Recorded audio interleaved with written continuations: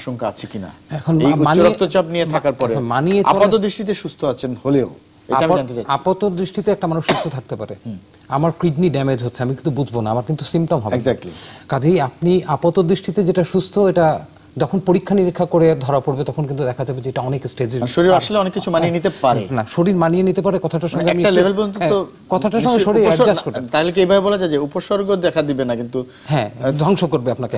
শরীর প্রকৃতির মতো আসলে, আপনি ধরেন পাহাড় কাটছেন আপনি বাসা বানাচ্ছেন, কিন্তু পাহাড় এক সময় আপনার গায়ের উপরে পড়বে, প্রতিশোধ নেবে। আপনি শরীরকে যখন যত্ন না নেবেন বা শরীরের যখন আপনি খেয়াল, শরীর কিন্তু প্রতিশোধ নেবে। এটা যেভাবে, এই প্রতিশোধটা কিভাবে নেবে? আপনার উচ্চ রক্তচাপ আছে, আপনি ডাক্তারের কাছে যাচ্ছেন না, আপনি মানিয়ে নিচ্ছেন, আপনি বলছেন যে আমার তো কোনো সিম্পটম নাই, সমস্যা হয় না, আমি কেন যাব, আমি তো যাওয়ার দরকার নাই। কিন্তু দেখা যাচ্ছে এর মধ্যে আপনার উচ্চ রক্তচাপের মাত্রা এমন মাত্রায় ছিল, ধীরে ধীরে আপনার রক্তের শিরা উপশিরায় তার পার্শ্ব প্রতিক্রিয়া তৈরি করছে, আপনার ব্রেইনের মধ্যে সমস্যা তৈরি করবে, আপনার হৃদপিণ্ডের সমস্যা তৈরি করবে, আপনি আপনার চোখে অন্ধত্ব করতে পারে। এরকম আপনি যখন একটা পর্যায়ে গেলেন তখন ডাক্তার সাহেব বলল আপনার তো কিডনির বেশ অংশ ড্যামেজ, আমরা যেগুলো বলি এখন chronic kidney disease, heart failure, heart attack নিয়ে প্রেজেন্ট করতে পারে, অ্যাকিউট স্ট্রোক নিয়ে প্রেজেন্ট করতে পারে। কাজে এটা অবহেলা করার কোনোই অবকাশ নাই। হার্টের যে বিভিন্ন পরিবর্তনের কথা বলেন সেগুলো তো এখন আমরা কিছু করি, হ্যাঁ হাতে আমরা বলি যে একটা মানুষ যদি অনেকদিন পরিশ্রম করে এক্সারসাইজ করে, ব্যায়াম করে, তাহলে মাসল ফুলে যায়, ব্যায়াম হয়। তো হার্টটা যদি বেশি কাজ করে তখন দেখা যায় যে হার্টের হৃৎপিণ্ডের একটা প্রকোষ্ঠ ফুলে যায়, এবং এই হৃৎপিণ্ড যে ফুলে যাচ্ছে এটাকে কিন্তু আমরা বলি, আমরা কিছু পরীক্ষা নিরীক্ষা, ফুলে যাওয়া এই পরিবর্তন স্থায়ী, এটা আগের অবস্থায় কখনো যাবে না, তবে ওষুধ দিয়ে আমরা নিয়ন্ত্রণ করার চেষ্টা করি যেন না বাড়ে এরকম কোনো কিছু।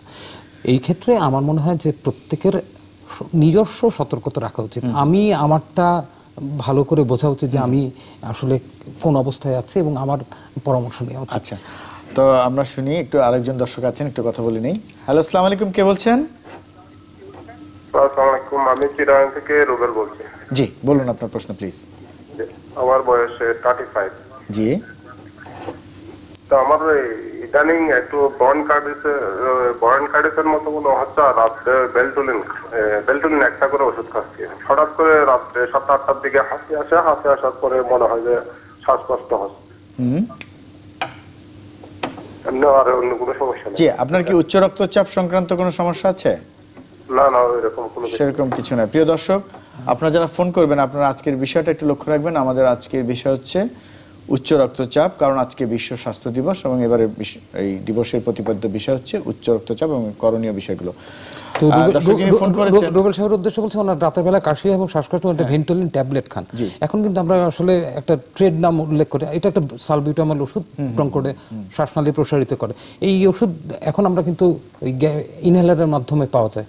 আদৌ ওনার এই ওষুধ দরকার কিনা এটা প্রথম কথা, ওনার রেজিস্টার্ড কোনো ফিজিশিয়ানের কাছে যাওয়া উচিত। আমি বারবার আবার দর্শকদের বলছি যে আমরা অনেক সময় ওষুধের দোকানে যেয়ে বলি যে আমার একটু কাশি, আমার একটু শ্বাসকষ্ট, হয়তো ওষুধের দরকার নেই, ওষুধের যে দোকানদার সে হয়তো একটু ওষুধ দিয়ে দিচ্ছে।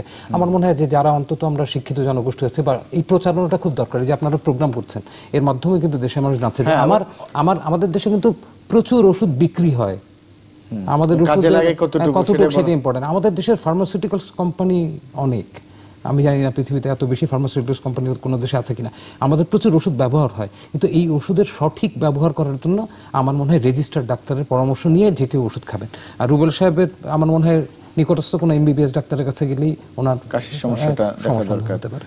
আচ্ছা, তা আমরা আবার উচ্চ রক্তচাপে ফিরে আসি। যে বিশ্ব স্বাস্থ্য সংস্থা এবার যে এই দিবসটি পালন করছে সারা পৃথিবীতে, তো সেক্ষেত্রে তারা আসলে কি চাচ্ছে? তারা আসলে পাবলিক অ্যাওয়ারনেসটা বাড়াতে চাচ্ছে, পাবলিকের ভিতরে এই জিনিসটা বাড়াতে চাচ্ছে যে উচ্চ রক্তচাপ এই শতাব্দীতে দেখা যাচ্ছে যে ভয়াবহ একটা জিনিস নিয়ে আসবে। কারণ এই শতাব্দীতে দেখা যাচ্ছে যে ডায়াবেটিসের প্রকোপটা খুব বেড়েছে, কারণ আমাদের লাইফস্টাইলটা এমন হয়েছে যে আমাদের মেটাবলিক সিনড্রোম একটা সমস্যা, আমরা প্রি ডায়াবেটিস কন্ডিশন, এখানে উচ্চ রক্তচাপটা নীরব ঘাতক হিসেবে কাজ করে। আমার তো গোটা দেশের সোশ্য ইকোনমিক স্ট্রাকচারের উপরে এফেক্ট আনবে এই একটা উচ্চ রক্তচাপ একটা মানুষ নিয়ন্ত্রণ করছে না, সংসারের কর্তা ব্যক্তি, সে নিজের খেয়াল চিকিৎসার একটা ব্যয় আছে। হ্যাঁ, সে 10 বছর জটিলতার ব্যয় আরো বেশি। জটিলতা, সে 10 বছর পর একটা জটিলতা নিয়ে আসলো। এখন আমার যেটা বক্তব্য, যে মেসেজ যেটা মানে হচ্ছে, জটিলতা যেগুলো আপনি বলছিলেন একটু আগে, হার্ট অ্যাটাক বা হার্ট ফেলিওর বা স্ট্রোক, ব্রেনের স্ট্রোক, কিডনির ড্যামেজ, চোখে damage, অন্ধত্ব চোখে ইত্যাদি কারণ হতে পারে। এখন যেটা মেসেজ যেটা হচ্ছে যে উচ্চ রক্তচাপ সম্বন্ধে আমাদের সজাগ যেন আমরা হই, এই জন্য প্রতিপাদ্য বিষয় হতে পারে উচ্চ রক্তচাপ যাদের হওয়ার পসিবিলিটি বেশি তারা যেন ওই উচ্চ রক্তচাপটা মাপেন। আমি জানি না আপনাদের চ্যানেলের অফিসে উচ্চ রক্তচাপ মাপার মেশিন আছে কিনা। আপনারা যারা এখানে অনেকেই আসেন বাইরে থেকে, অনেক অসুস্থ বোধ করেন, আমার ধারণা প্রত্যেক অফিসে একটা উচ্চ রক্তচাপ মাপার যন্ত্র থাকা উচিত। দিবসের এবারে WHO বা বিশ্ব স্বাস্থ্য সংস্থারও এটা একটা সুপারিশ, তাই বলা হচ্ছে যে বিভিন্ন অফিসে বাসায় মেশিন রাখার জন্য মেশিন রাখা উচিত। একটা ফ্যাক্টরি আছে একটা, এবং সবাইকে উচ্চ রক্তচাপ মানে মাপার ব্যাপারে উচ্চ রক্তচাপ মাপার শেখাটা কোনো ব্যাপার না, সবাই পারে এটা। একটা আমাদের আমরা স্টেথোস্কোপ আর একটা ব্লাড প্রেসার মেশিন হলেই। আচ্ছা, আমরা আসবো এই পয়েন্টে, কারণ এটা খুবই গুরুত্বপূর্ণ একটা বিষয়। একজন একটা ফোন ছিল, যা হোক আমরা আবার আসি যে এই যে মানে আপনি যেটা বলছিলেন যে সচেতনতার পাশাপাশি নিজেরা নিজের উচ্চ রক্তচাপটা মাপতে শেখা, জানা বা অফিসে বাসায় রাখা, এই বিষয়টা এবারে এসছে প্রথম।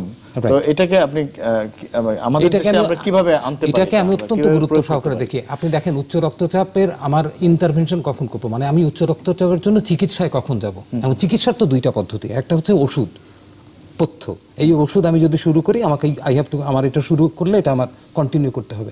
আর একটা হচ্ছে আমার জীবনধারার পরিবর্তনের মাধ্যমে উচ্চ রক্তচাপ নিয়ন্ত্রণ করতে পারি। এখন কারো যদি উচ্চ রক্তচাপের সম্ভাবনা থাকে বা এমন লেভেলে থাকে, আমি দেখবো যে এটা পারসিস্ট করছে কিনা। এখন আমার সেই ক্ষেত্রে কিছু আমার জীবনধারা পরিবর্তন করতে হবে। যদি আমি ধূমপাই হই, ধূমপান করব না। আমার যদি মদ্যপানের অভ্যাস থাকে, এটা পরিহার করতে হবে। আমার যদি শরীরের উচ্চতা এবং বয়স অনুযায়ী ওজন যদি বেশি থাকে, এটা নিয়ন্ত্রণে থাকা লাগবে।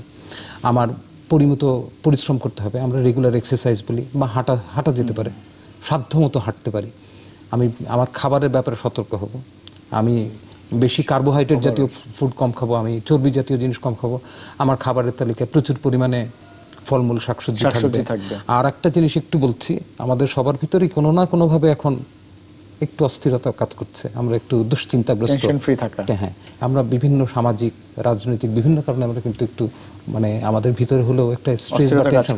এই স্ট্রেস কিন্তু মাঝে মাঝে কিন্তু ব্লাড প্রেশারের যাদের রোগী না তাদের ব্লাড প্রেশার বাড়াতে পারে, অথবা যারা ব্লাড প্রেশারে ভুগছেন তাদের প্রেশারটা। তো আমরা মোটামুটি একটু দুশ্চিন্তামুক্ত থাকার চেষ্টা করব। আসলে আমাদের রাজনীতিবিদরাই জানেন। না এটা তো ভালো বলতে পারবেন। তো আমরা আশা করব যে আমরা খুব ভালো অবস্থার মধ্যে যাই। ডক্টর এজাজ হোসেন, আপনাকে অনেক ধন্যবাদ যে আমাদের আসলে সময় নিয়ে বিদায় নিতে হবে। প্রিয় দর্শক, এতক্ষণ যারা দেশে বিদেশে আমাদের সাথে ছিলেন, আপনাদের সকলকে অনেক অনেক ধন্যবাদ। আরেকটি কথা হচ্ছে, উচ্চ রক্তচাপ সম্পর্কে যে কথাগুলো বলা হলো সেগুলো আমরা বারবারই বলছি, আমরা অনেকে কিন্তু জানিও, তারপরে কিন্তু আবার কিছু প্রশ্ন আসে সে আগের মতো করে, যে উচ্চ রক্তচাপের ওষুধ শুরু করলে সেটা বন্ধ করা যাবে কিনা, সেটা আমি কখন বাড়লে খাবো না অন্য সময় বন্ধ করে দিব। এই বিষয়গুলো কিন্তু আবারও আসে। আমার মনে হয় যে আমাদের সচেতনতার যে মাত্রাটা, সেটা আসলে সর্বস্তরে ছড়িয়ে দিতে হবে। এবং প্রত্যেকটা একটু আগে এবার বিশ্ব স্বাস্থ্য সংস্থার অনুমোদন হচ্ছে এবং সুপারিশ হচ্ছে যে প্রত্যেকটা অফিসে বাসায় উচ্চ রক্তচাপের মেশিন রাখতে হবে, উচ্চ রক্তচাপ মাপার ব্যবস্থা থাকতে হবে, এবং মাপার জন্য সেরকম নিজেদের মধ্যে থেকেই বেছে বের করতে হবে কারা এটা মাপতে পারেন, এবং সেটার ব্যবস্থা নিতে হবে। সবাই ভালো থাকবেন, সুস্থ থাকবেন। আল্লাহ হাফিজ।